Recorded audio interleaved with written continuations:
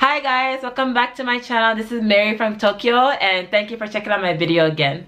So in today's video, I want to share with you how to make friends in Japan. And the reason why I wanted to do this video is because I feel that living in a place like Tokyo, it can be a bit hard to make friends just because it's such a massive city and there's over 130 million people. And you would think the more people there are, the more friends I should be able to make. Math. But no, it doesn't work like that, unfortunately. I've noticed that, especially in Tokyo, people are a little bit, just a little bit more reserved and a bit cold. I don't want to say that, but you know, more reserved. So you're not just going to be meeting people on the streets randomly unless you're a really cool person. Maybe you can do that, but I know I can't do that. So I wanted to share with you guys 3 ways that you can make friends in Tokyo and have a awesome time here. Okay, so number 1 that I use to make friends in Tokyo is actually one that I've been using ever since I was in Canada as well, and that is the app Meetups. So Meetup, if you don't know what it is, it's an application where people can organize groups and events and activities, and other people can join in that. And this is something I love so much, because I have a hard time always knowing what's going on or you know what's the hot event. But by being able to go to Meetup, I can just see, okay, Thursday there's a futsal match, okay, Friday there's a gathering for a picnic. And this is a great way to meet new people and see all about it. So I actually have the app on my phone. I use it on my phone. Let me show you guys how it is. So you can see here I have the Meetup, right? So it looks like that, the Meetup app, and you click on it and then it'll show this kind of website. Don't mind this don't mind this slide. This is an old phone that I got from my friend, and yeah, I'll probably have to replace it soon, but it's not broken. So this is how it will look like when you first come on it, and you can see there's a variety, there's some groups that I'm involved in, and you can just go through it and even click on the explore button, and then you can see what's going on today, tomorrow, you know, next week, and everything like that. And this is a great way to plan your schedule. Say it's a Tuesday and you already want to think, oh, what should I do on Friday? I don't have any plans. Just go look on Friday and see what's out there. So I highly recommend, especially going for the meetups that are more like maybe language exchange or the picnic or yoga, just whatever your hobby is, and go there with a good spirit, you know, good energy, and be ready to make new friends and meet people and actually, you know, talk to people. Because just by going to Meetup doesn't mean you'll automatically make friends. You still do have to put in a little bit of work, but a lot of people are there to meet new people. So I think it's a great environment to make friends in Tokyo. Okay, so in terms of the second method of how to make friends in Tokyo, it would actually be this is the one I really like to do, and I'm currently in the situation. So the second method is by living in a share house. Especially for those who have not moved here yet or who are looking to maybe move, I highly recommend considering going to a share house, because in a share house you automatically have that environment where everybody is there together, and you know, it's easier to plan events together, to hang out together, and to have fun together.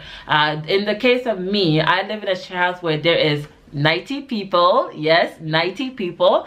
So it's more like a shared apartment, because we have our own room, we have our own washroom, we even have a mini IH system that could be counted as a kitchen. I don't count as a kitchen, but we also have a common room, and we have an exercise room where we can mingle with people. And just by living here, I know I've made at least, you know, 20 or so friends that I regularly talk to, and you know, we do events outside and inside. So the reason why I actually have that yoga mat is because one of the girls who live in the share house, she's a yoga teacher, and she's kind enough to host like yoga events in the share house, and through that I made even more friends just like that. So I think living in a share house will give you a lot of opportunity to meet people you normally wouldn't meet, and regardless of age, and then just hang out and have fun. And it's just more convenient because, you know, you come home and while you're cooking you can be talking to somebody about, you know, the issues of the day. So if you have never considered before, I do recommend a share house or a shared apartment, because that could be a great way to make friends in Tokyo. Okay, and the final method to make friends in Tokyo is actually quite a simple one, and that is your coworkers.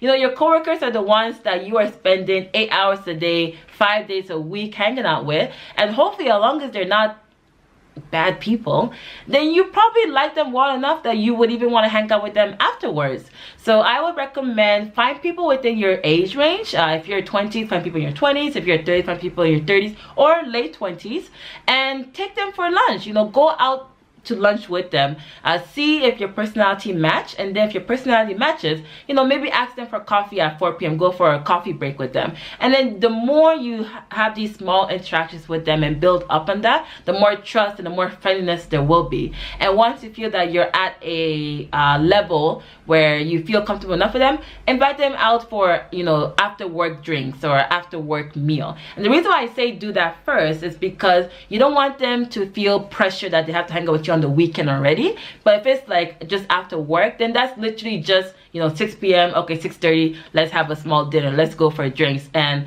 that way you can build up on getting used to seeing them outside of work, and they will get used to seeing you outside of work. And after a couple weeks of doing that, then invite them out for the weekend. And I think that's actually the best way to make good friends in Tokyo, because these are the people who really know you probably the best, or at least they know your work style a lot. So you have a lot of similar topics to either complain about, you know, that annoying boss, or that you know, annoying coffee machine that never works, or something like that.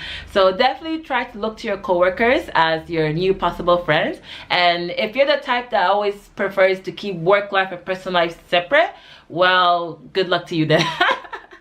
I think it's okay to mix it up, as long as you know, it's not like anything too bad. But I think it's okay to mix up between your work life and personal life, as long as you keep it in the friend zone.